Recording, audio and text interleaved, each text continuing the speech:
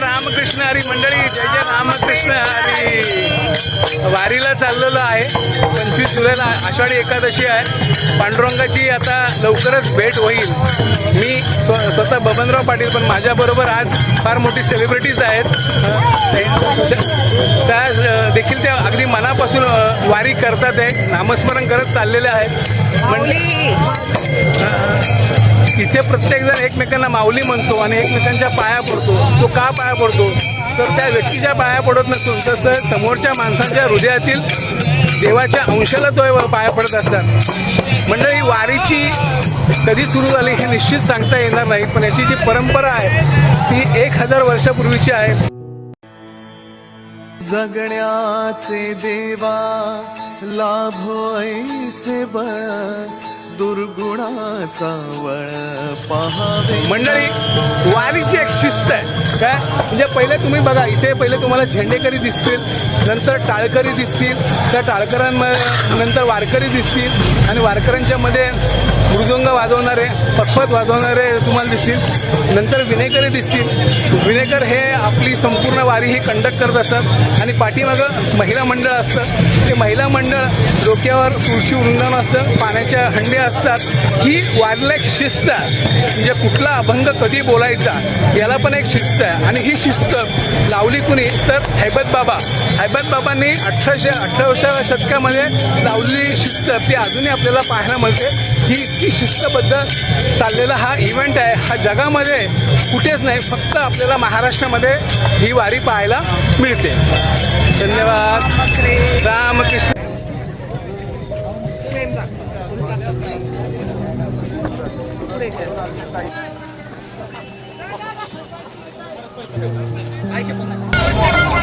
बबनरावजी, माझा एक प्रश्न आहे. बोला ना मॅडम. 12 लाख लोक येतात तिकडे चालत, परंतु कुठे पण राजकारण नाही, कुठे पण नेतृत्व नाही, तरी पण लोक येतात का? मॅडम, हीच तर ह्या वारीचं वैशिष्ट्य आहे. आणि ही वारीची परंपरा 1000 वर्षापूर्वीची आहे. आणि 1000 वर्षापूर्वी ही जेव्हा वारी सुरू झाली तेव्हा लोक आपल्या अंतःकरणापासून त्या विठ्ठलाला भेटायला जायचं. मग ते आपलं घरदार असो, शेतीवाडी असो, सगळं बाजूला ठेवतात आणि त्या वारीला. आणि इथं तुम्ही म्हणता नेतृत्व फक्त एकच लीडर, तो विठ्ठल. आणि नेते मंडळी कोण तर ज्ञानेश्वर महाराज, तुकाराम महाराज, नामदेव महाराज, एकनाथ महाराज, मुक्ताबाई, हीच लोक. त्यामुळे बाकीच्या नेतृत्वाची गरजच नाहीये.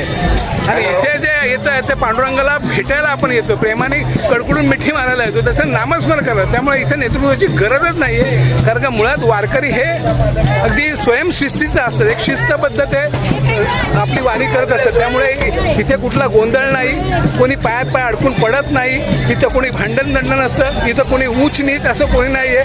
कोणी गरीब असो, कोणी श्रीमंत असो, कोणी उच्च शिक्षित असो किंवा कोणी अनाडी असो, पण इथे सगळे एकमेकांना माऊली नावाने हाक मारतात आणि एकमेकांच्या पाया पडतात.